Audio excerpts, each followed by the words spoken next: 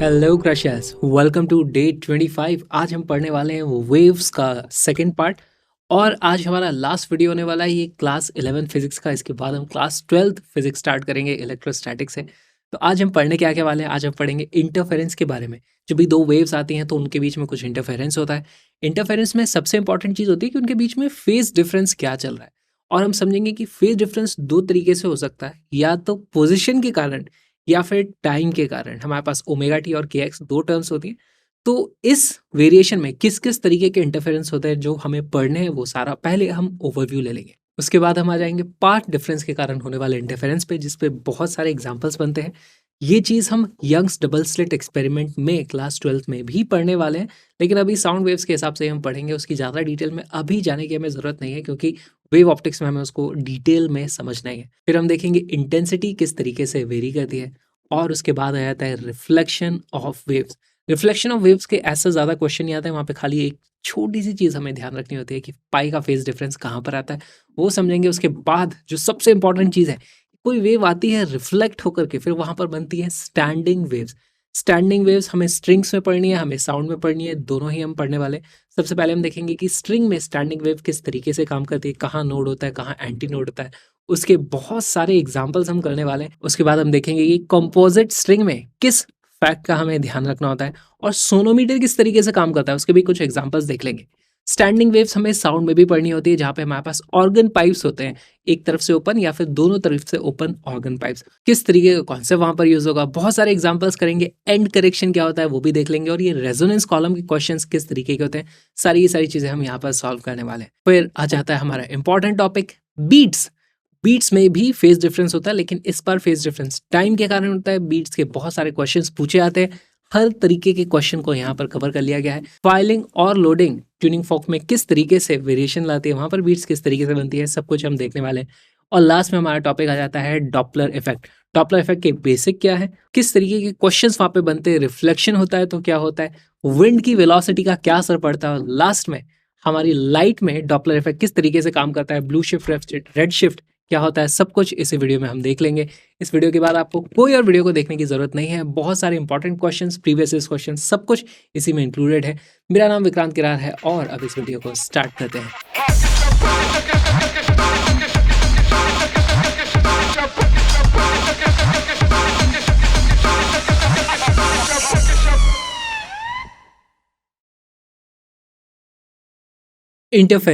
Interference दो तरीके से हो सकता है। मान लो हमारे पास इस तरीके से एक वेव इधर आ रही है और दूसरी वेव भी इसी डायरेक्शन में आ रही है, तो दोनों वेव सेम डायरेक्शन में आएंगी तो इंटरफेरेंस होता है। वहाँ पे हमारे पास इंटेंसिटी कम ज़्यादा इस तरीके की चीज़ें हमें देखने को मिलती हैं। वहाँ पे हम देखते हैं कि कुछ पैटर्न स्पेस में बन जा रहा है, हमें बीट सुनाई दे रही है। या फिर दूसरा तरीका क्या हो सकता है कि हमारे पास एक वेव इधर से जा रही है और दूसरी वेव इधर से जा रही है, यहाँ पर दोनों की वेलोसिटी ऑपोजिट डायरेक्शन में। ऐसे केस में अगर सेम ओमेगा होती है तो वहाँ पर हमें जो फिनोमेना पढ़ना होता है वो होता है स्टैंडिंग वेव्स का। वहाँ पे स्टैंडिंग वेव्स बन जाती हैं। दो तरीके से हमें इंटरफेरेंस पढ़ना है। अभी हम बात करते हैं कि अगर सेम डायरेक्शन से हमारे पास मान लो दो वेव्स आ रही है, तो हमारे पास देखो इक्वेशन किस तरीके की हो सकती है। हमारे पास हो जाएगी y1 is equal to a1 sine omega t minus k x, y2 is equal to a2 sine of omega t minus k x plus 5। यहाँ पर कुछ चीज़ें मैंने अज्यूम कर ली। पहली चीज़ हम यहाँ पे क्या देखते हैं कि दोनों की ओमेगा सेम है ना, और दोनों की के भी सेम है। इसका मतलब दोनों की वेलोसिटी भी सेम है। तो खैर अगर एक तार में इस तरीके से वेव जा रही है तो दोनों की वेलोसिटी सेम होगी, क्योंकि वेलोसिटी का फॉर्मूला क्या होता है, under root t upon mu. Omega हमें फ्रीक्वेंसी से हम निकाल सकते हैं। अच्छा, मान लो ओमेगा और के ये सब कुछ सेम है, तो भी हमारे पास एक फेज डिफरेंस का मतलब क्या होता है, जो भी इसके अंदर वाली चीज़ है उसके बीच में जो डिफरेंस है, वो जो डिफरेंस है वो है सिर्फ फाई का, है ना। हमारे पास फाई का फेज डिफरेंस है।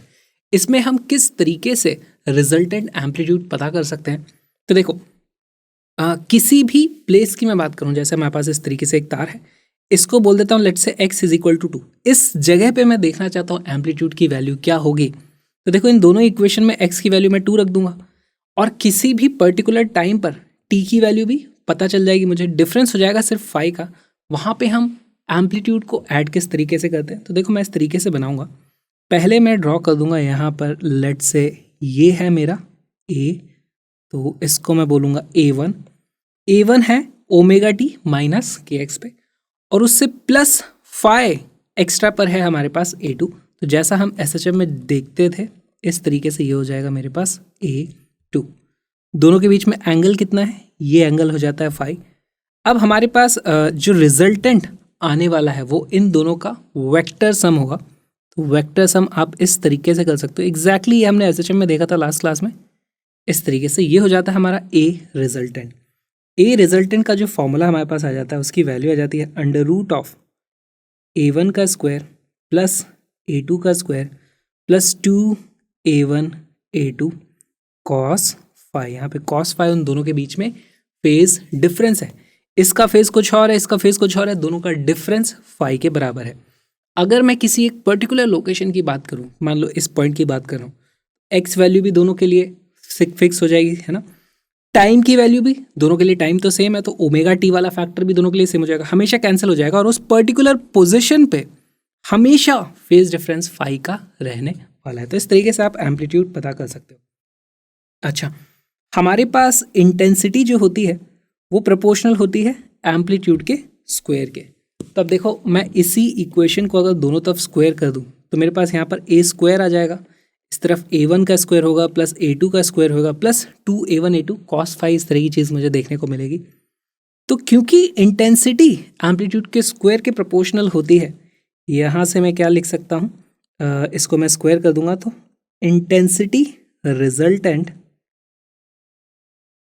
उसकी वैल्यू आ जाती है A1 स्क्वायर के प्रोपोर्शनल हो जाएगी हमारी intensity of 1 plus A2 square के प्रोपोर्शनल हो जाएगी हमारी intensity of 2 plus 2A1 A2। तो इंटेंसिटी एम्पलीट्यूड के स्क्वायर की होती है, तो amplitude is proportional to intensity का रूट, तो यहाँ पर आ जाएगा √of I1 I2 and then cos phi. ये हमारे पास इंटेंसिटी का फॉर्मूला आ गया। अब देखो, हम बात करते हैं कि भाई हमारे पास कंस्ट्रक्टिव इंटरफेरेंस हो जाए। कंस्ट्रक्टिव इंटरफेरेंस किस तरीके से हो सकता है, इसका एम्पलीट्यूड इधर हो, दूसरा वाला एम्पलीट्यूड भी इधर हो, दोनों एम्पलीट्यूड एक तरफ होंगे तो कंस्ट्रक्टिव इंटरफेरेंस होगा। अगर इसका एम्पलीट्यूड इधर है, इसका एम्पलीट्यूड इधर है, तो वो डिस्ट्रक्टिव इंटरफेरेंस हो जाएगा, है ना। तो यहाँ पर फॉर मैक्सिमा अगर हम बात करें, फॉर मैक्सिमा, या फिर उसी को लिख सकते हो कंस्ट्रक्टिव इंटरफेरेंस,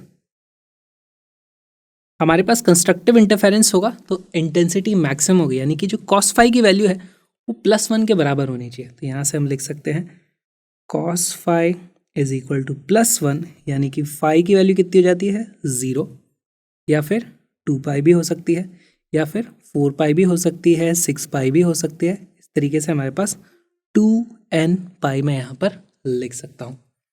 इसी तरीके से मैं मिनिमा की बात करूँगा, फॉर मिनिमा, या फिर उसको हम बोलते हैं डिस्ट्रक्टिव इंटरफेरेंस। यहाँ पर मैं लिख दूंगा, देखो हमारे पास इंटेंसिटी अब मिनिमम हो जाएगी, जितनी भी मिनिमम वैल्यू पॉसिबल है। तो ये I1 I2 तो एज इट इज़ रहने, यहाँ पर कॉस फाई की वैल्यू अगर -1 हो जाए तो ये पूरी टर्म नेगेटिव हो जाती है और उसके हिसाब से इंटेंसिटी हमारी मिनिमम आ जाती है। कॉस फाई की जो कंडीशन आ जाएगी वो -1 होना चाहिए। कॉस फाई की वैल्यू -1 कब होती है, कॉस का फंक्शन इस तरीके से स्टार्ट करता है, यहाँ से यहाँ ऐसे, ये होता है 2 पाई, ये होता है पाई, तो पाई हमारे पास वैल्यू हो सकती है, फाई की वैल्यू हो सकती है तो पाई हो जाएगी, या फिर 3 पाई हो जाएगी, या फिर 5 पाई हो जाएगी, इस तरीके से आती है। या फिर इसको लिख सकते हो आप 2n + 1 पाई, 2n + 1 पाई, n की वैल्यू 0 से स्टार्ट होगी, यहाँ पर ना 0 रखते ही हमारे पास वैल्यू आ जाती है पाई। अगर आप इसको 2n - 1 टाइम्स पाई रखते हो तो n की वैल्यू वहाँ पर 1 से स्टार्ट होगी। देख लेना आपको कहाँ से स्टार्ट करनी है, 2n + 1 या 2n - 1, दोनों ही चीज़ें आप लिख सकते हो। तो ये है हमारे पास इंटरफेरेंस। अब देखते हैं इंटरफेरेंस में ये जो फाई की वैल्यू है वो कहाँ से हम निकाल सकते हैं। एक बार फाई मिल जाए फिर मैं बाकी सारी चीज़ें निकाल सकता हूँ। फाई किस तरीके से पता किया जा सकता है,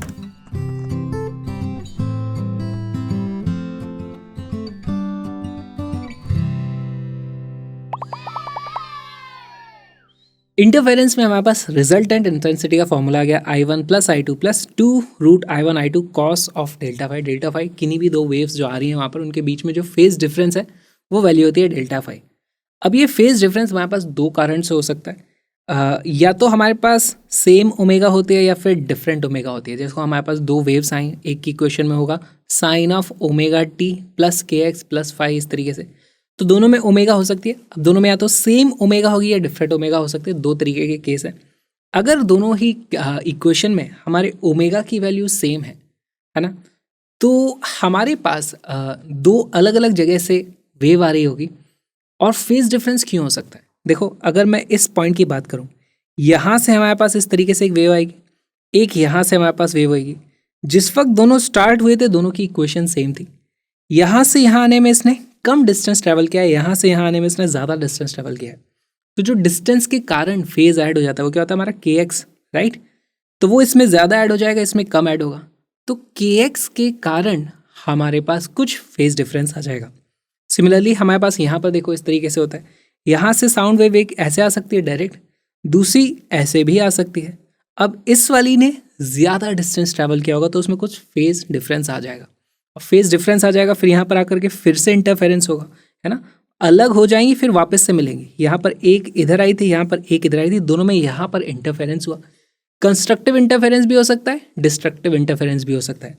जैसे कंस्ट्रक्टिव इंटरफेरेंस होता है तो हमें यहाँ पर पता है मैक्सिमम मिलता है। ये सब डिटेल में हम देखने वाले हैं। यहाँ मैक्सिमम मिलता है, यहाँ मिनिमम मिलता है, यहाँ मैक्सिमम मिलता है, यहाँ मिनिमम मिलता है। इस तरीके से हम देखते हैं कि अलग अलग पोजीशन पे, है ना, इस पॉइंट के लिए इन दोनों के बीच में जो पाथ लेंथ है वो अलग अलग है। तो अलग अलग वहाँ पर डेल्टा एक्स हमारे पास आ जाएगा, है ना। और उसके हिसाब से पता चलेगा भाई यहाँ पर हमारे पास मैक्सिमम आ रहा था कि मिनिमम आ रहा था। ठीक, सेम चीज़ यहाँ पर होगी। इसमें से साउंड निकला था, यहाँ से ऐसे भी घूम कर आएगा, दोनों यहाँ पर इंटरफेरेंस करेंगे। अगर वो कंस्ट्रक्टिव इंटरफेरेंस हुआ तो हमें यहाँ पर ज़्यादा आवाज़ सुनाई देगी, अगर डिस्ट्रक्टिव इंटरफेरेंस हुआ तो कम आवाज़ सुनाई देगी। तो यहाँ पर हम क्या देखते हैं कि जो फेज डिफरेंस होता है वो वैल्यू होती है के डेल्टा एक्स के बराबर। इस पॉइंट के लिए यहाँ से हमारे पास ये x1 है, यहाँ से आओगे तो ये x2 है। दोनों के बीच में जो डिफरेंस है मान लो वो इतना डिफरेंस होता है, ये हो जाता है डेल्टा एक्स। और पाथ डिफरेंस से फेज डिफरेंस बनाने का हमारे पास फॉर्मूला होता है delta phi is equal to k delta x. इस तरीके से हम बना सकते हैं, हमारे पास फेज डिफरेंस आ जाएगा। अलग अलग एक्स पे डेल्टा एक्स की वैल्यू अलग अलग होती है, उस हिसाब से हमें मैक्सिमा या मिनिमा देखने को मिलते हैं। ये हम पढ़ने वाले हैं। हम यंग्स डबल स्लिट एक्सपेरिमेंट में सेम चीज़ करते हैं लाइट के साथ। आज हम करेंगे थोड़ा सा साउंड के साथ, एग्जैक्ट सेम कॉन्सेप्ट है। अच्छा, दूसरा तरीका हो गया जब हमारे पास ओमेगा की वैल्यू अलग अलग है। ओमेगा की वैल्यू अलग अलग है तो क्या हो जाएगा? अब देखो, यहाँ से मान लो हमारे पास इस तरीके से ऐसे कुछ साउंड आ रहे थे, दोनों की ओमेगा अलग अलग है। लेकिन अभी मैं बोलूँगा कि दोनों ने यहाँ पर जो पाथ डिफरेंस ट्रैवल किया है वो तो सेम है। लेट्स से यहाँ पर इस वक्त मैक्सिमा बन रहा है। कैसे बनेगा मैक्सिमा? हमारे पास इसकी इक्वेशन है y is equal to a1 sine omega 1t plus phi plus k x minus phi, वो जो भी होनी है। इसकी इक्वेशन में omega 2t plus something something है। तो समय की अलग अलग वैल्यू के हिसाब से हो सकता है यहाँ पर भी मैक्सिमा बन रहा हो। अगर इस वक्त यहाँ मैक्सिमा बन रहा है तो अब मैं देखूँगा यहाँ पर हो सकता है यहाँ पर मिनिमा बन रहा हो। ऑलराइट, क्योंकि हमारे पास दोनों के बीच में जो फेज डिफरेंस है उसको अगर आप सब्ट्रैक्ट करोगे तो हमारे पास ऐसी टर्म आ जाती है omega 1t minus omega 2t plus कुछ डेल्टा के एक्स। इस टाइप की भी टर्म आ सकती है, कोई भी टर्म आ सकती है। अब ये जो भी टर्म्स हैं बाकी की वो सब तो कांस्टेंट रहती हैं, लेकिन समय के साथ ये वाली टर्म बदलती जाती है। कभी वो 0 होगी, कभी 2 पाई होगी, कभी पाई होगी, फिर 3 पाई 4 पाई, इस तरीके से बदलती जाएगी। तो समय के साथ साथ इसी जगह पे जहाँ अभी मैक्सिमा था उसके बाद वहाँ थोड़ी देर बाद हमें मिनिमा देखने को मिलता है आफ्टर सम टाइम टी। फिर थोड़ी देर बाद यहाँ पर वो मिनिमा है। अब वो ओमेगा टी का जो डिफरेंस है, हमारे पास फेज में डिफरेंस कितना है? Delta omega times T. तब समय तो बढ़ता जाएगा, समय बढ़ता जाएगा, फेज डिफरेंस बढ़ता जाएगा, 0 होगा, फिर वहाँ से कितना था? पाई हुआ, फिर 2 पाई हुआ, फिर 3 पाई हुआ। समय के साथ वो बढ़ता चला जा रहा है ना, इसको हम लिख भी सकते हैं। इसकी वैल्यू 0 पाई 2 पाई 3 पाई, जैसे जैसे टाइम बढ़ता जा रहा है ये फेज डिफरेंस बढ़ता जा रहा है। तब आप यहाँ पे खड़े हो तो यहाँ आपको मैक्सिमम मिलेगा, फिर मिनिमम मिलेगा, उसके बाद फिर से आपको मैक्सिमम मिलेगा, है ना, फिर से आपको कुछ मिनिमम मिलेगा। इस तरीके से आपको एक ही जगह maximum minimum maximum minimum maximum minimum. तो आप बोलोगे यार यहाँ पे खड़े खड़े इंटेंसिटी बढ़ रही है कम हो रही है, उसी को हम बोलते हैं बीट्स। तो इसको भी हम पढ़ने वाले हैं, बीट्स के बहुत सारे एग्जाम्पल्स हम करने वाले हैं। जहाँ मिनिमा था वहाँ पर भी चेंज होती है, यहाँ पर थोड़ी देर बाद मैक्सिमा आ जाएगा, यहाँ पर थोड़ी देर बाद फिर से मिनिमा आ जाएगा।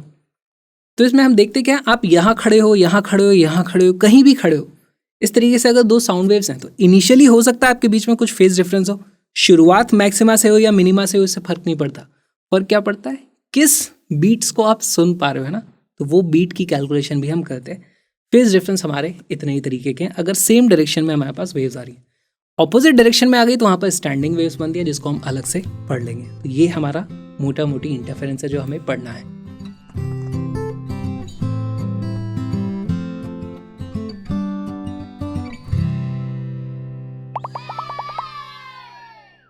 The equation of two waves are given by y1 is equal to this, y2 is equal to this. These waves are simultaneously passing through a string. The amplitude of the resulting wave is. तो यहाँ पर आपको क्या करना है, देखो इन waves को ध्यान से देखोगे तो इन दोनों की ओमेगा सेम है और इन दोनों की हमारे पास एक फेज डिफरेंस यहाँ पर दिखाई दे रहा है। फेज डिफरेंस दिखाई दे रहा है तो आपको वही फेजर्स बनाना है, उनके बीच में फेज डिफरेंस कितना है पहले वो पता कर लो और उसके हिसाब से फिर फॉर्मूला लगा दो। A resultant is equal to under root of a1 square plus a2 का square plus 2a1 a2 cos phi. Video को पॉज करो, क्वेश्चन को सॉल्व करो।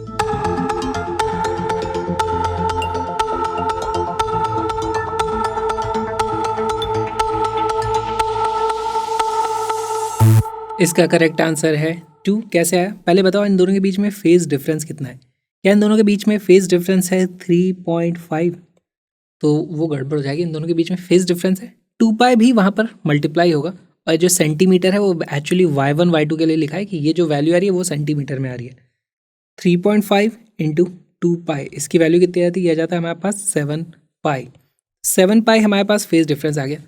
फेज डिफरेंस में हम जानते हैं कि हमारे जो साइन कॉस के फंक्शन है वो तो रिपीटिंग होते हैं, तो आप इसी को क्या लिख सकते हो, इसको आप लिख सकते हो कि भाई ये हमारे पास 2 pi plus 2 pi plus 2 pi plus pi के बराबर है। तो ये वाली जो वैल्यू है ये रिपीट होती है, इसके बाद हमारा फंक्शन रिपीट होने लग जाता है। ये हमारे किसी काम की नहीं है, हमारे काम का है कि फेज डिफरेंस हमें पाई मिल गया है। तो हमारे पास रिजल्टिंग एम्पलीट्यूड क्या हो जाएगा, देखो उसको आपको फॉर्मूले में लिखने की भी ज़रूरत नहीं है।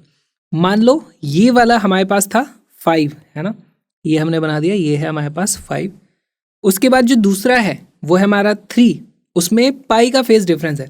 यहाँ से आप घूमोगे पाई इस तरीके से ऑपोजिट डायरेक्शन में आ जाएगा, ये हो जाएगा हमारे पास 3। इन दोनों को ऐड करोगे 5 माइनस 3 हमारे पास एक्चुअली आंसर आ जाएगा a इज इक्वल टू 2। इसको a आप मार्क कर सकते हो। अगर आप फॉर्मूले में डालना चाहो तो एम्पलीट्यूड की वैल्यू क्या आ जाती है, अंडर रूट ऑफ a1 का स्क्वायर यानी 5 का स्क्वायर प्लस 3 का square plus 2 into 5 into 3, 2 into 5 into 3 into cos pi यानी कि -1। यहाँ पे वैल्यू देखो कितनी आ जाती है, 25 प्लस 9 वो हो जाता है 34, माइनस हमारे पास आ जाता है 30। इसकी वैल्यू यहाँ से भी आ जाती है under root of 4 which is equal to 2। तो हमारे पास आंसर 2 सेंटीमीटर आ जाएगा।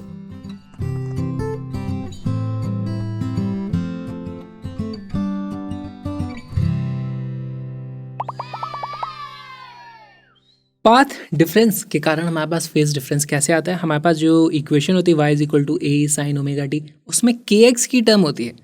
अगर x अलग अलग होगा तो फेज में जो हमारे पास डिफरेंस आता है वो k टाइम्स डेल्टा x के बराबर आता है। हमारे पास इक्वेशन भी है delta phi is equal to k times delta x।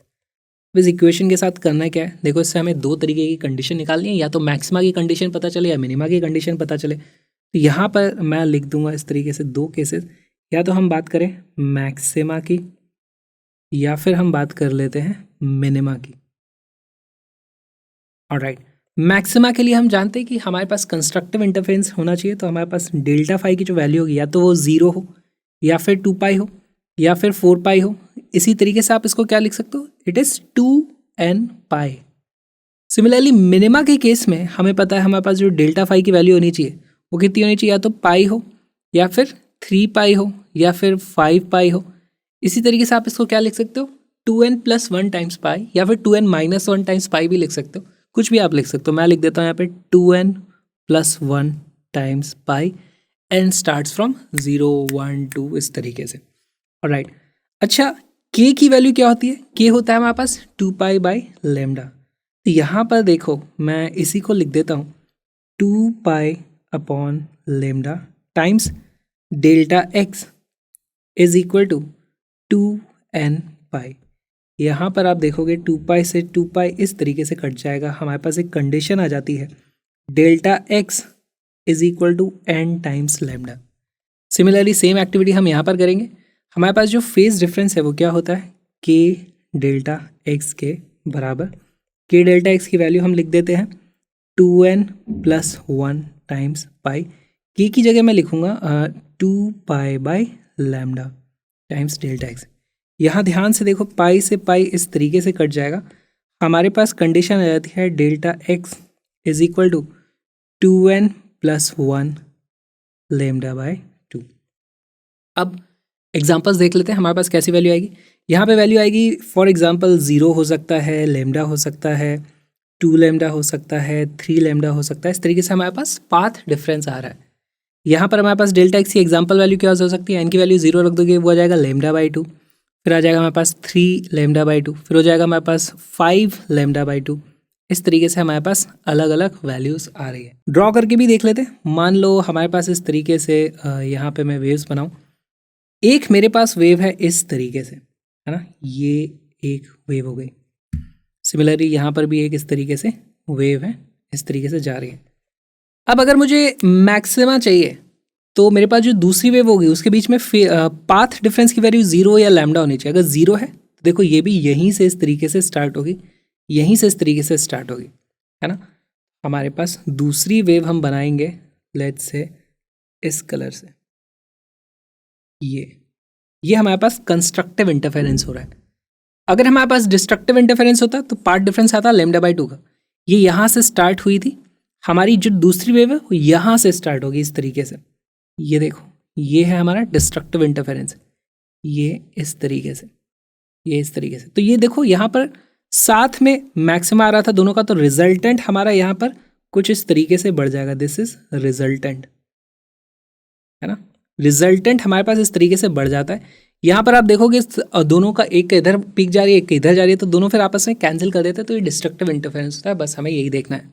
और दोनों का अगर एम्पलीट्यूड सेम हो तो इसकी वैल्यू कितनी हो जाएगी? यहाँ पे 2 है, यहाँ पे वैल्यू हो जाएगी एम्पलीट्यूड की 0 के बराबर। एम्पलीट्यूड का हमारे पास फॉर्मूला होता है √A1 का स्क्वायर प्लस A2 का square plus 2A1 A2 cos phi। यहाँ पर हम देखते हैं cos phi की वैल्यू तो हो जाएगी 1 + 1 के बराबर। तो ये बन जाता है हमारा A1 + A2 का होल स्क्वायर का फॉर्मूला, और उसका लगा हुआ है √। तो हम यहाँ पे क्या लिख सकते हैं? Amplitude will become A1 + A2।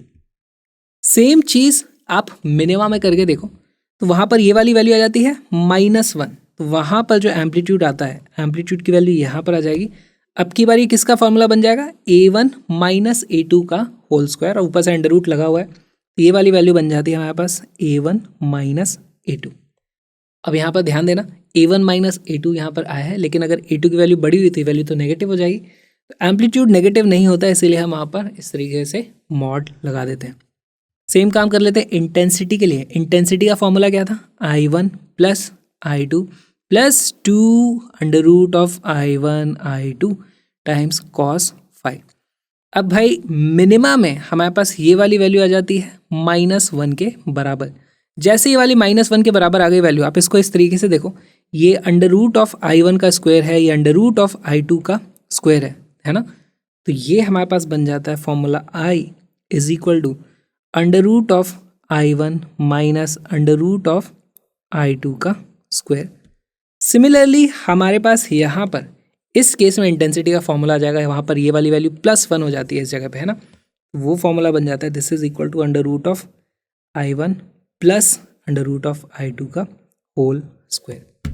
यहाँ पर माइनस है, यहाँ प्लस है, यहाँ पर माइनस है, यहाँ पर प्लस है। तो यही होता है हमारा मैक्सिमा और मिनिमा।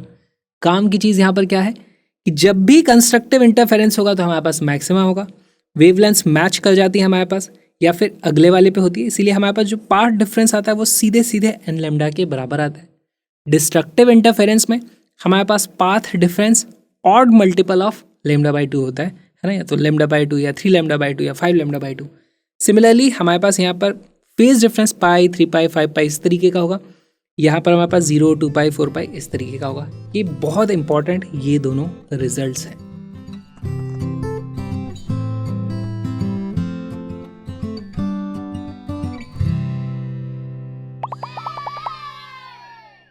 इस क्वेश्चन में हमारे पास एक इंसान है जो कि 2 स्पीकर्स से इस तरीके की ज्योमेट्री है, वो यहाँ पर खड़ा हुआ है। हमसे पूछा जा रहा है the frequencies in audible range for which the listener will hear a minimum sound intensity are. तो देखो यहाँ से हमारे पास कुछ साउंड आएगा, यहाँ से भी कुछ साउंड आएगा, कोहेरेंट सोर्सेज होने चाहिए, ऐसा मान लेते हैं। तो यहाँ से जो भी पाथ ट्रैवल करके आ रहा है वो या तो λ/2 होगा, उसमें डिफरेंस है ना, इसने कुछ एक्स्ट्रा लेंथ चली है, देखो ये इसके बराबर है, इसने कुछ एक्स्ट्रा लेंथ चल ली है, या तो वो λ/2 के बराबर हो, या फिर वो 3 λ/2 के बराबर हो, या फिर वो 5 λ/2 के बराबर हो, इस तरह की चीज़ हो सकती है। तो इसको आपको जनरलाइज कर देना है, क्योंकि यहाँ पे हमें फॉर्मूले में दिख रहा है, तो आप इसको ऐसे लिख सकते हो, वो 2n+1 λ/2 इस तरीके का हमारे पास पाथ डिफरेंस होना चाहिए डेल्टा एक्स। अच्छा, इससे हमारे पास वेवलेंथ का कुछ फॉर्मूला आ जाएगा, वेवलेंथ आ जाएगी। वेवलेंथ से आप फ्रीक्वेंसी किस तरीके से निकालोगे, उसके लिए आपको v is to f lambda वाला फॉर्मूला यूज करना है साउंड का। अब वीडियो को पॉज करो, क्वेश्चन को सॉल्व करो।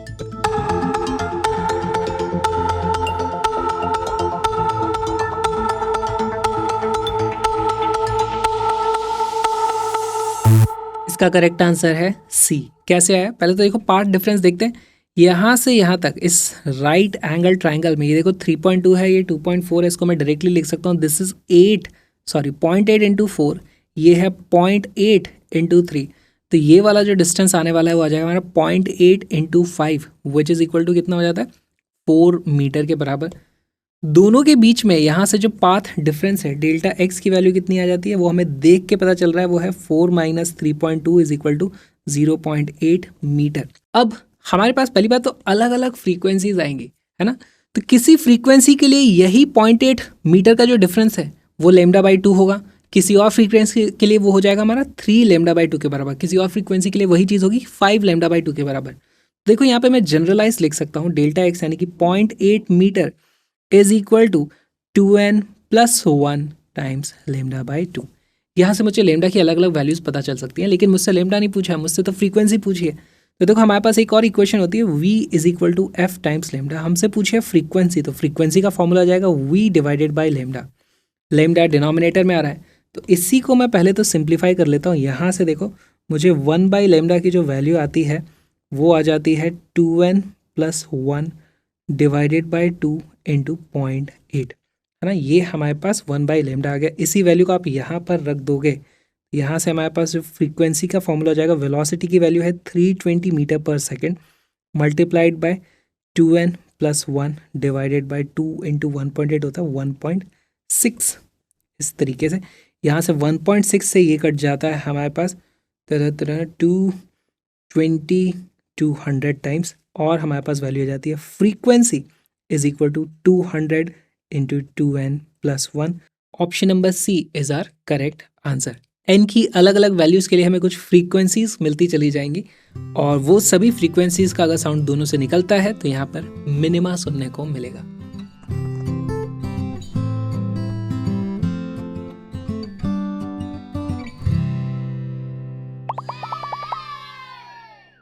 हमारे पास एम्पलीट्यूड का फॉर्मूला है A resultant is equal to √ऑफ a1 का स्क्वायर प्लस a2 का square plus 2a1 a2 cos of phi.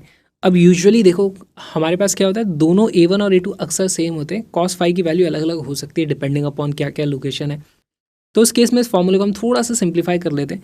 यहाँ पर हमारे पास वैल्यू क्या आ जाएगी, अगर a1 इज इक्वल टू ए है ना, a1 is equal to a2 is equal to a, ऐसा करने पे हमारे पास जो ए रिजल्टेंट की वैल्यू जाती है वो आ जाएगी √ऑफ। अब देखो सब जगह a1 स्क्वायर a2 स्क्वायर ये सब a का स्क्वायर बन जाएगा, और यहाँ पर हमारे पास वैल्यू आ जाती है 2a square 1 plus cos phi. इस तरीके से मैं इसको कॉमन निकाल सकता हूँ।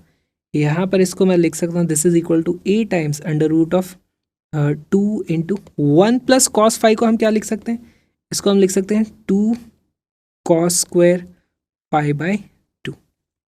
ठीक, यहाँ से हमारे पास वैल्यू आ जाती है this is equal to 2a cos of π/2, ये आ जाता है हमारे पास ए रिजल्टेंट।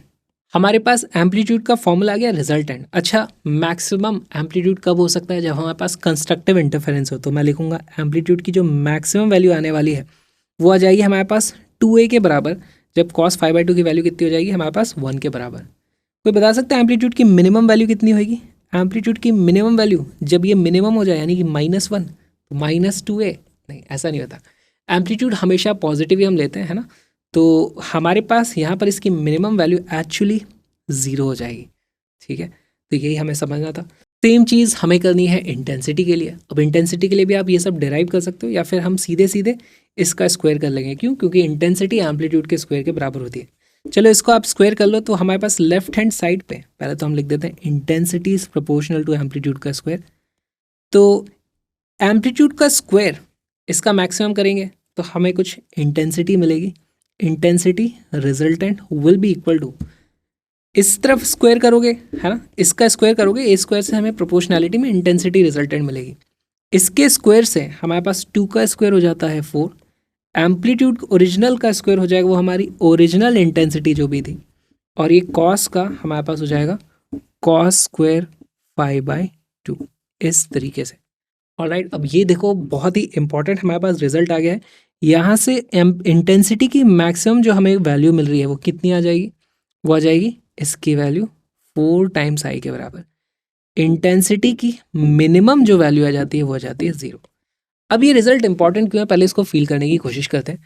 हमारे पास अगर 2 वेव्स जा रही हैं इस तरफ, एक जा रही है इस तरीके से और दूसरी भी जा रही है इस तरीके से, तो इन दोनों का जो हमारे पास रिजल्टेंट एम्पलीट्यूड होता है वो इस तरीके से हो जाएगा a is equal to a1 plus a2 maximum, है ना। अगर सेम है तो यहाँ पर इसकी वैल्यू कितनी हो जाएगी? 2 टाइम्स a के बराबर। लेकिन इंटेंसिटी की वैल्यू हो जाएगी 4 टाइम्स आई के बराबर, है ना। ये I0 A0 कर देता हूँ ताकि कन्फ्यूजन ना हो। तो एम्पलीट्यूड मैक्सिमम होता है ट्वाइस, इंटेंसिटी मैक्सिमम हो जाती है 4 टाइम्स। फैक्टर्स आ रहे हैं कुछ 2 और 4, कन्फ्यूजन का स्कोप बनता है और इसीलिए यहाँ पे बहुत सारे सवाल पूछे जाते हैं, पूछे जाते रहेंगे। इसका ध्यान रखना। हमारे पास इंटेंसिटी मैक्सिमम होती है 4 टाइम्स ऑफ ओरिजिनल इंटेंसिटी एक वेव की। एम्पलीट्यूड होता है 2 टाइम्स जो भी था उसका।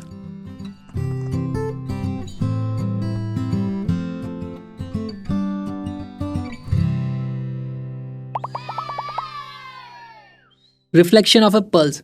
हमारे पास जब भी रिफ्लेक्शन होगा तो इसमें हमें एक ही चीज़ याद रखनी है कि जब भी फिक्स्ड एंड से रिफ्लेक्शन होता है तो हमारे पास पाई का फेज डिफरेंस आ जाता है। जब भी फ्री एंड होता है तो हमारे पास पाई का फेज डिफरेंस नहीं आता है। दूसरी एक और चीज़ हमको याद रखनी है। क्या याद रखनी है? जब भी इधर वेव जाएगी तो देखो हमारे पास टाइम और एक्स का जो कोफिशिएंट है उनके साइन ऑपोजिट होते हैं, एक पॉजिटिव है एक नेगेटिव है, तभी तो हम बोलेंगे पॉजिटिव डायरेक्शन में जा रही है। लेकिन जो रिफ्लेक्ट होकर आती है वो नेगेटिव डायरेक्शन में जा रही है, तो इन दोनों के साइन सेम होने चाहिए। दोनों पॉजिटिव कर दो या दोनों नेगेटिव कर दो, है ना, डिपेंडिंग अपॉन क्या ऑप्शन है उस तरीके से आप चेक कर सकते हो। तो एग्जैक्ट इक्वेशन बेस्ड क्वेश्चन तो पूछे नहीं जाते हैं। यहाँ पर आपको यही ध्यान रखना होता है कि भाई इस पॉइंट पर पाई का फेज डिफरेंस होगा दोनों के बीच में। जिस वक्त ये यहाँ पर होगी मैक्सिमम ऊपर की तरफ, उसी में पाई का फेज डिफरेंस लगा दोगे तो मिनिमा हो जाता है इस तरीके से दूसरी वाली का। तो दोनों ऐड जब होते हैं तो यहाँ पर हमारे पास 0 एम्पलीट्यूड हो जाता है। वही बोलते हैं हम कि यहाँ पर एंड फिक्स है, वो मूव ही नहीं कर सकता। यहाँ पर उल्टा होगा, यहाँ पर कोई पाई का फेज डिफरेंस इस तरीके से ऐड होने की ज़रूरत नहीं है। तो यहाँ पे आप सिर्फ साइन ऑपोजिट कर दोगे, उसी से आपका काम चल जाएगा।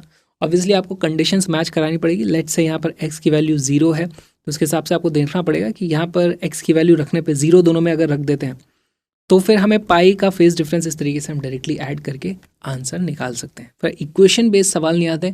सवाल हमेशा ये पूछा जाता है किस में, इन दोनों में से कौन से वाले में पाई का फेज डिफरेंस आता है, आता भी है कि नहीं आता है।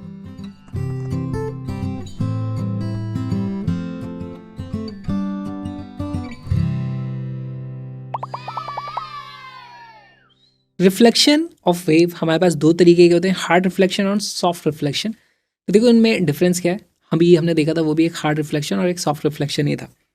तो जब भी हमारे पास रिफ्लेक्शन होता है तो उसमें 2 चीज़ें होती है। हमारे पास एक रे इंसिडेंट होती है, अब रिफ्लेक्ट हो जाएगी वो थोड़ी सी, या फिर थोड़ी सी ट्रांसमिट हो जाएगी दूसरे मीडियम में। तो हमसे दोनों ही तरह की चीज़ें पूछी जा सकती हैं कि अच्छा इसका एम्पलीट्यूड ए था तो इसका एम्पलीट्यूड कितना होगा, इसका एम्पलीट्यूड कितना होगा। 2 तरह की चीज़ें हो सकती है और इन दोनों के बीच में फेज डिफरेंस कितना होगा, ये 2 तरह के सवाल बनते हैं। तो देखो अगर हमारे पास कोई इंसिडेंट रे है और हमारे पास अब 2 तरीके की यहाँ पर रिफ्लेक्शन होते हैं, एक में हमारे पास पाई का फेज डिफरेंस आता है, दूसरे में नहीं आता है। पाई का फेज डिफरेंस यानी कि उल्टी हो गई। तो जब ये उल्टी होती है कब होती है? जब ये वाली चीज़ मूव नहीं कर सकती है ना। तो यहाँ पर एक्चुअली थोड़ा बहुत तो वो मूव करेगी, यहाँ पे फिक्स्ड एंड इस तरीके से नहीं है, लेकिन फिर भी पाई का फेज डिफरेंस आता है, ये हम यहाँ पर समझ सकते हैं। तो इसकी कंडीशन क्या होगी कि अगर हमारे पास दो इस तरीके से मीडियम है तो दोनों में वेव की वेलोसिटी अलग होगी। मान लो ये मोटी रस्सी है, पतली रस्सी है, वेलोसिटी ऑफ वेव हमें पता करना आता है। अगर यहाँ पर वेलोसिटी ज़्यादा है, यहाँ पर वेलोसिटी स्लो है, तो इसको मतलब आप इसको ऐसे मान लो, ये यहाँ पर फिक्स वॉल थी और उसके हिसाब से आप देख लो यहाँ पर पाई का फेज डिफरेंस आना चाहिए, ठीक है। लेकिन अगर इस मीडियम में वेलोसिटी ज़्यादा है ना, तो ये सेकंड मीडियम ये है, अगर यहाँ पे वेलोसिटी ज़्यादा है तो पाई का फेज डिफरेंस नहीं आएगा, हमारी रिफ्लेक्टेड वेव भी इसी तरीके से आने वाली है, ठीक है। तो बस एक तो ये फेज डिफरेंस वाली बात हो गई। फिर आता है सवाल कि अगर हमारे पास इंसिडेंट, हमारे पास एम्पलीट्यूड ए था, तो रिफ्लेक्टेड का एम्पलीट्यूड कितना होगा, ट्रांसमिटेड का कितना होगा? तो इसका फॉर्मूला है, डायरेक्ट आप फॉर्मूला याद कर सकते हो। रिफ्लेक्टेड एम्पलीट्यूड होता है v2 minus v one upon v1 plus v2 times incident amplitude, और ट्रांसमिटेड वाला जो है वो है 2 टाइम्स v2। ये जो ट्रांसमिटेड वाला मीडियम है वही आ जाएगा, डिनोमिनेटर में है v1 plus v2 times incident amplitude. ये दो फॉर्मूले याद रख सकते हो, कभी पूछा तो डायरेक्ट फॉर्मूला बेस्ड सवाल आएगा, नहीं तो ये सवाल आएगा कि पाई का फेज डिफरेंस किस में आता है, हार्ड रिफ्लेक्शन में या फिर फिक्स्ड एंड वाले रिफ्लेक्शन में पाई का फेज डिफरेंस आएगा या फिर नहीं आएगा। और एक चीज़ देखो, यहाँ पर ये इस तरीके से मान लो एम्पलीट्यूड ऊपर पॉजिटिव दिखा रहे थे, तो इस केस में क्योंकि पाई का फेज डिफरेंस है, आप यहाँ पे देख भी सकते हो एम्पलीट्यूड की वैल्यू थोड़ा नेगेटिव आ जाती है, तो इसको देख करके भी फॉर्मूले से भी आप ये चीज़ पता कर सकते हो। पर ज़्यादा सवाल इस पर आए नहीं है, तो फिर भी आपको ये याद होने चाहिए।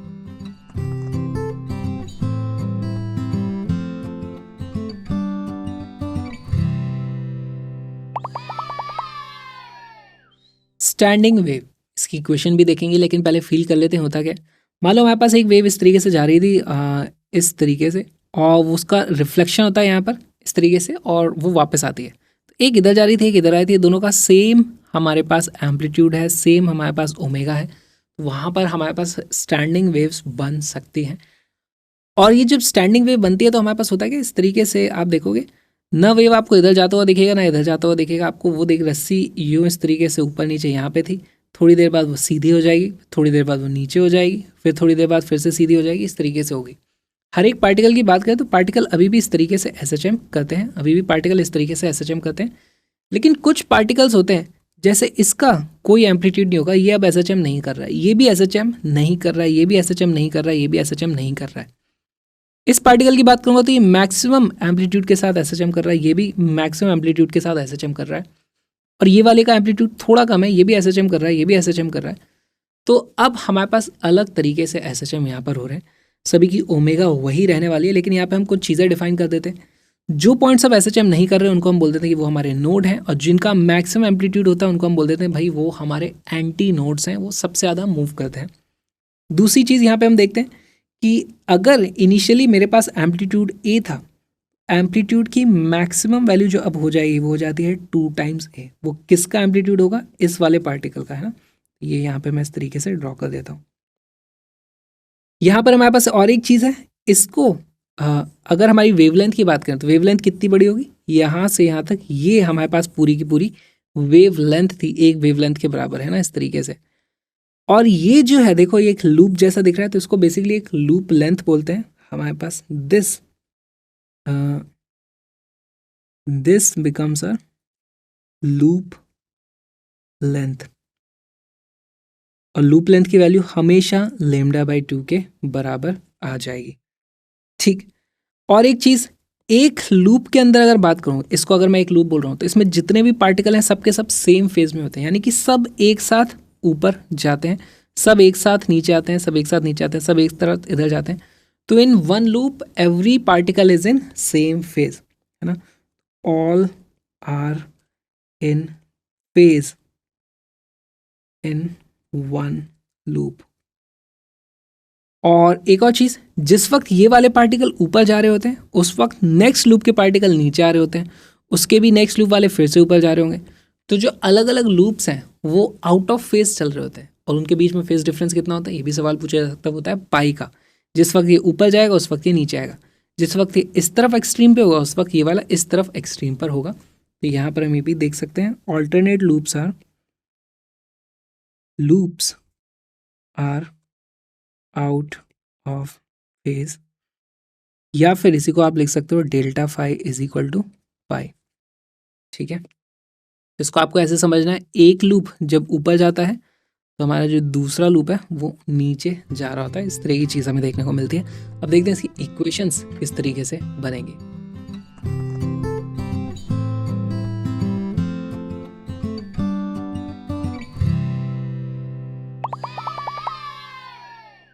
जब भी हमारे पास दो वेव होंगी तो उसमें होगा साइन के अंदर कुछ वैल्यू होगी omega t minus k x, है ना, जो इधर से जा रही है। जो ऑपोजिट साइड से आ रही है उसमें होगी omega t plus k x.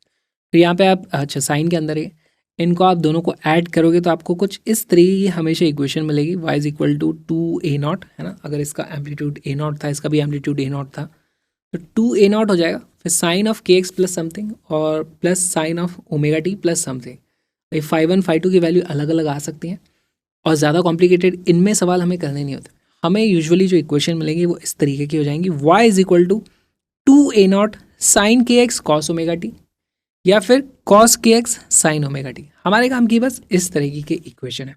और इनमें भी क्या डिफरेंस है, बस एक ही डिफरेंस है।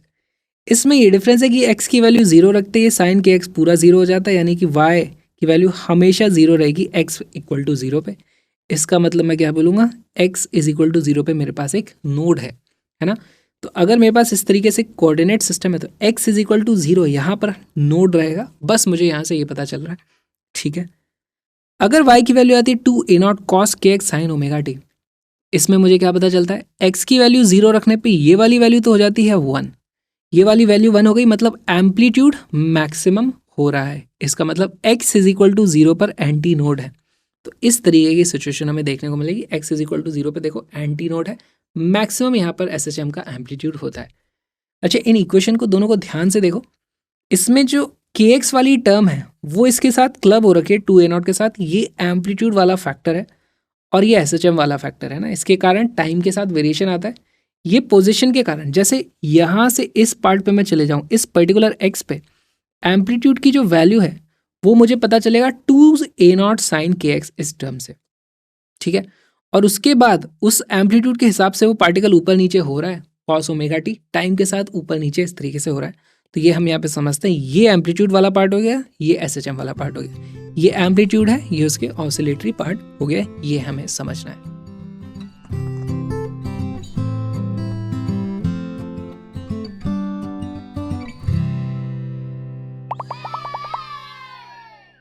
Standing wave is represented by, हमारे पास स्टैंडिंग वेव की एक इक्वेशन दे दी गई है, वेयर जो velocity of the wave is. अब वेलोसिटी को कैसे पता करेंगे इसमें, देखो मुझे एम्पलीट्यूड पता चल जाएगा यहाँ से, बाकी चीज़ें क्या मैं देख के बता सकता हूँ। कॉस के साथ ये के एक्स वाली टर्म है, तो क्या मुझे यहाँ से पता चल जाता है के इज इक्वल टू 0.01। सिमिलरली क्या मैं यहाँ से बता सकता हूँ ओमेगा इज इक्वल टू 100। अब के और ओमेगा आ गया तो क्या मैं वेव की वेलोसिटी बता सकता हूँ। तो वीडियो को पॉज करो, क्वेश्चन को सॉल्व करो, यूनिट्स का ध्यान रखना।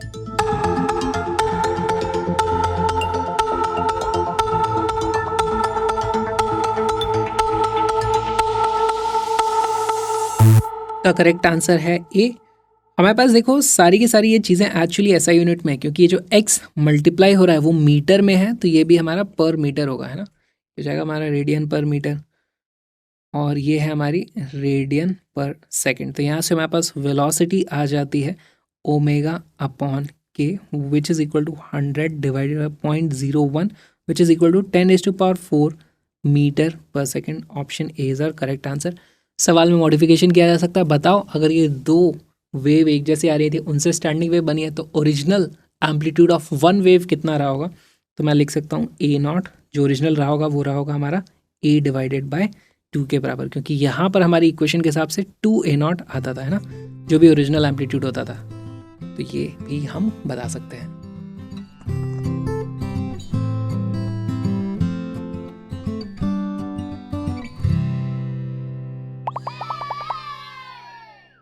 अब हम देखने वाले हैं बहुत ही इंपॉर्टेंट चीज़, हमारे पास स्ट्रिंग के वाइब्रेशन के मोड्स क्या क्या होते हैं। अच्छे से समझना है इसको, एक बार में समझ में आ जाएगा। सबसे पहली चीज़, हमारे पास स्ट्रिंग यहाँ पे इस तरीके से बंधी हुई है, इसमें स्टैंडिंग वेव्स बननी है। स्टैंडिंग वेव बनेगी तो दो चीज़ें पक्के कि यहाँ और यहाँ हमारे पास नोड आने वाला है। और अगर मैं सबसे बेसिक वाइब्रेशन की बात करूँ तो वो इस तरीके से हमारे पास कुछ होता है, ये हो जाएगा हमारे पास ऐसा। ये गई हमारी वेव इस तरीके से, है ना। ये सबसे बेसिक हो गया। उसके बाद नेक्स्ट क्या हो जाएगा, नेक्स्ट मोड इस तरीके से हमारे पास हो सकता है। तो यहाँ पर थोड़ा कैलकुलेशंस कर लेते हैं। सबसे पहली चीज़ तो ये हमारे पास स्ट्रिंग में वेव बन रही है, तो दो चीज़ें मैं आपको पहले ही लिख देता हूँ। वेलोसिटी की वैल्यू हो जाएगी हमारे पास √T/μ, अगर इस तरीके का क्वेश्चन कहीं से आता है तो। दूसरी एक और चीज़ हमारे पास होती है v=f लैम्डा, ये तो हर वेव के लिए ट्रू है। तो फ्रीक्वेंसी की जो वैल्यू आ जाती है वो जाती है वेलोसिटी अपॉन वेवलेंथ, इस तरीके से। अब यहाँ पर हम एक चीज़ देख करके बता सकते हैं, भाई ये हमारी लूप लेंथ है। पूरी वेव अगर मैं बनाऊँ तो वो इस तरीके से होती। तो यहाँ पर ये जो लेंथ L है, क्या मैं लिख सकता हूँ वो हाफ वेव लेंथ के बराबर है ना। तो ये हो जाएगा हमारे पास दिस लेंथ इज़ L, ये हमें दिया हुआ है। मैं लिख सकता हूँ L, सबसे पहली बात तो ये सबसे बेसिक मोड ऑफ वाइब्रेशन है, तो this will be known as fundamental frequency. Fundamental frequency में हम क्या देखते हैं, हमारी जो लेंथ है दैट इज इक्वल टू λ/2 के बराबर। अगर लेंथ की वैल्यू वेवलेंथ की हाफ आ गई है, क्या मैं यहाँ से लिख सकता हूँ λ=2 टाइम्स L। क्या मैं यहाँ से फ्रीक्वेंसी पता कर सकता हूँ, फ्रीक्वेंसी की वैल्यू है v/λ। यहाँ से मेरे पास जो फ्रीक्वेंसी आती है उसको मैं लिख दूंगा f0, क्योंकि ये फंडामेंटल है हमारी।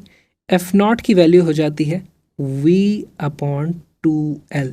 ये बहुत ही इंपॉर्टेंट, हमारे पास दो रिजल्ट हैं। f0 = v/2L, ये हमारी फंडामेंटल मोड ऑफ फ्रीक्वेंसी यहाँ पर होती है। ठीक, फंडामेंटल फ्रीक्वेंसी, या फिर आप इसको बोलते हो first harmonic. First harmonic, alright. अच्छा, फर्स्ट हार्मोनिक हो गया। इसके बाद नेक्स्ट हमारे पास मोड क्या होगा, इसमें एक इस तरीके से हमारे पास कुछ मोड इस तरीके से बन जाएगा हमारे पास। यहाँ पर ये इस तरीके से आ गई। अब एक बात बताओ, फंडामेंटल फ्रीक्वेंसी तो ये थी, ये तो हो गई, ये था हमारा फर्स्ट हार्मोनिक। फर्स्ट हार्मोनिक हो गया। उसके बाद जो नेक्स्ट मोड आएगा उसको हम क्या बोलेंगे, सेकेंड हार्मोनिक। तो इसको मैं लिख दूंगा सेकेंड हार्मोनिक, ऑलराइट। अब ये सेकेंड हार्मोनिक है, इसको मैं क्या बोलूँगा, इसमें एक बार यहाँ पर ना हमने क्रॉस कराया, जो भी बेसिक था उससे एक क्रॉस हमने इस तरीके से करा दिया एक्स्ट्रा। यहाँ पर इस तरीके से क्रॉसिंग हो रही है, तो उसको हम बोलेंगे फर्स्ट ओवरटोन। ठीक है।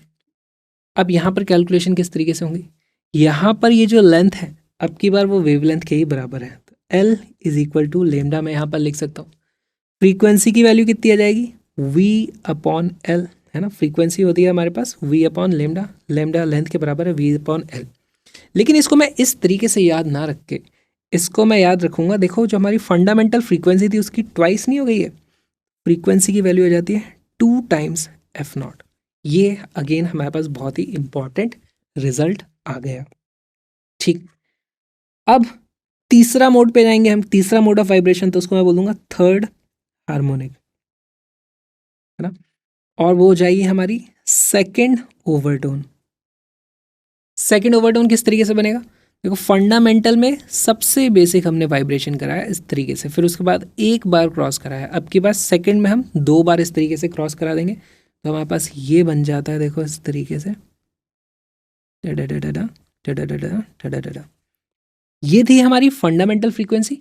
फिर हमने एक बार क्रॉस कराया तो फर्स्ट ओवरटोन बनी, 2 बार क्रॉस कराया तो सेकंड ओवरटोन बनी। ओवरटोन को इस तरीके से याद रखो, जितनी बार आप बीच में क्रॉस करा देते हो उतनी ओवरटोन वो होती है। ठीक है। यहाँ पे कैलकुलेशन कैसे करोगे आप, ये जो लेंथ L है अब की बार वो देखो 3 लूप लेंथ के बराबर है, तो मैं क्या लिख सकता हूँ यहाँ पे, length L = 3 times loop length कितनी होती है, λ/2 के बराबर। यहाँ से मेरे पास वेवलेंथ की वैल्यू आ जाती है 2/3 टाइम्स L के बराबर। फ्रीक्वेंसी की वैल्यू कितनी आ जाएगी, फ्रीक्वेंसी होती है हमारे पास v/λ, वो आ जाता है 3v/2L। या फिर मैं लिख सकता हूँ फ्रीक्वेंसी, देखो यहाँ पर v/2L तो होता है हमारा फंडामेंटल फ्रीक्वेंसी के बराबर, तो उसको मैं बोल सकता हूँ 3 टाइम्स f0। इस तरीके से हमारे पास थर्ड हार्मोनिक भी आ गया। तो याद रखो fundamental frequency f0 very important. फिर f0 के बाद हमारे पास 2f0 होता है, फिर 3f0 होता है, 4f0, 5f0, 6f0, इस तरीके से बढ़ता चला जाएगा। यहाँ पर हमें क्या याद रखना है, हमारे पास all the harmonics are present. याद रखने का तरीका बता देता हूँ। अगर स्ट्रिंग दोनों तरफ से बंधी हुई है, फिक्स्ड है, उस केस में हमारे पास फंडामेंटल फ्रीक्वेंसी की वैल्यू होती है V/2L, और यहाँ पर ऑल हार्मोनिक्स आर प्रेजेंट। आपको बस इतना सा याद रखना है, क्योंकि जो हमारा दूसरा वाला केस होता है उसमें फंडामेंटल फ्रीक्वेंसी की वैल्यू होती है V/4L, और वहाँ पर सिर्फ ऑड हार्मोनिक्स प्रेजेंट होते हैं। सिर्फ इतने से आपके सारे ऑर्गन पाइप और ये स्ट्रिंग वाले क्वेश्चन सॉल्व हो जाएंगे, इसको बस याद रखो। ये वीडियो पूरा देखने के लिए अब आपको आना पड़ेगा क्रैश एफ ऐप पे, जहाँ पर सारे के सारे फिजिक्स के कॉन्सेप्ट्स 11th और 12th का पूरा syllabus with a lot of PYQs and important conceptual questions, सब कुछ आपको इस स्ट्रक्चर्ड फॉर्मेट में मिल जाता है, कलरफुल नोट्स मिल जाते हैं, सब कुछ एक साथ एक लिंक पे। Link is in the description, उसको ज़रूर चेकआउट करो। साथ में मेरे व्लॉगिंग चैनल का लिंक भी डिस्क्रिप्शन में, उसको भी देखना। और अब हम मिलेंगे कंप्लीट कोर्स में, आ जाओ, link is in the description. जल्दी आओ, जल्दी आओ।